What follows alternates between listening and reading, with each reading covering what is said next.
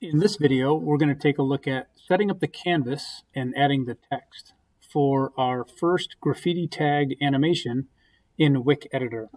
So before we get started, I just want to kind of give you an idea of what it is that we're going to be creating here. And so you, in the end, are going to have whatever text you want here. If you want it to be your name, a nickname, a saying, something, as long as it's school appropriate.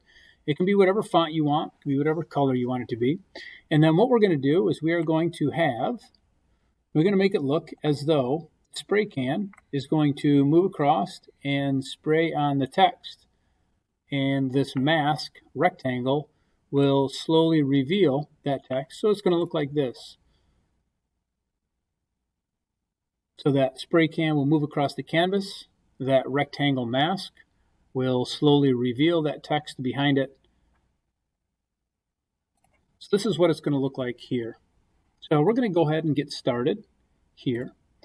Now the first thing that we want to do when starting in our new canvas is we actually want to color the background some random color that we don't want our canvas to be in the end. So looking at this, what I'm going to have is I'm going to have a white background, and what I'm going to have is I'm going to have my rectangle mask, which is actually covering up my text. That's going to be white as well. Well, when I'm designing my graffiti tag, what happens is if I put a white rectangle on a white background, it becomes really difficult to even see where that rectangle is. So I'm going to give you an example here. So if I actually make my rectangle, I'm going to want my fill color to be white. And I need this right here, which is my stroke. I need this to be 0. And then what I'm going to do is just kind of showing you this here. If I go ahead and draw a white rectangle on my white background, like you can't even see where it is. Like it's there, but you can't tell where it is. So what I want to do is I want to come up here in the upper right hand corner. And eventually when I get done, I want my background to be white. So I'm going to design this, let's say in a light orange. Hit apply. So I'm going to design this in light orange. And then the last thing that I'm going to do before I export this thing is I'm actually going to change my background back to white. And so this just allows me as a designer to see where my rectangle is going to be. So change your background to some random color, something that you don't want it to be. And you'll notice that I'm also going to have, and eventually I'm going to have 3 layers here. I'm going to have a spray can layer on the top. I'm going to have my mask layer, and then I'm going to have my text layer. Well, the first thing that we're going to go ahead and do, we're going to go ahead and give this layer a name. So I'm going to call this text. I'm going to hit enter, and then that will apply that. And what I'm going to do is I'm going to go ahead and start with some text box. And I will just make sure that I've clicked on this frame here, so that when I click, my text will show up. If I don't have this frame selected there, my text isn't going to show up. And then I'm just going to type.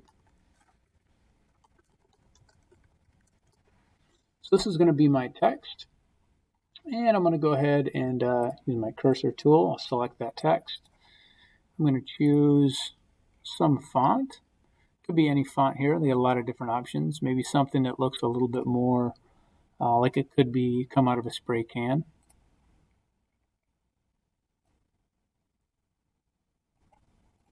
I'll just choose this one here.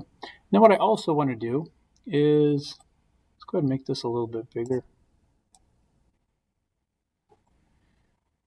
And I'm going to make my text blue. So I'm going to go ahead and choose this color blue right here.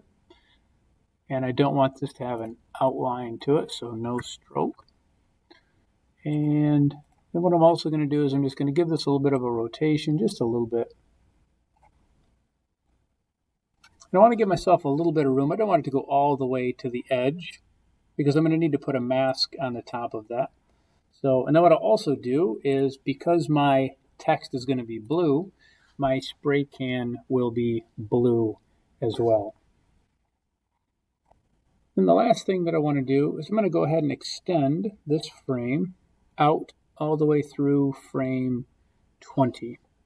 So Again, just to kind of recap here this step. So I went in, I wanted to change my background. I created this, my background, I wanted this to be a color that I'm not going to use, but as a designer, it's going to make it a little bit easier for me to design, to see I can see all of my colors, all of my shapes.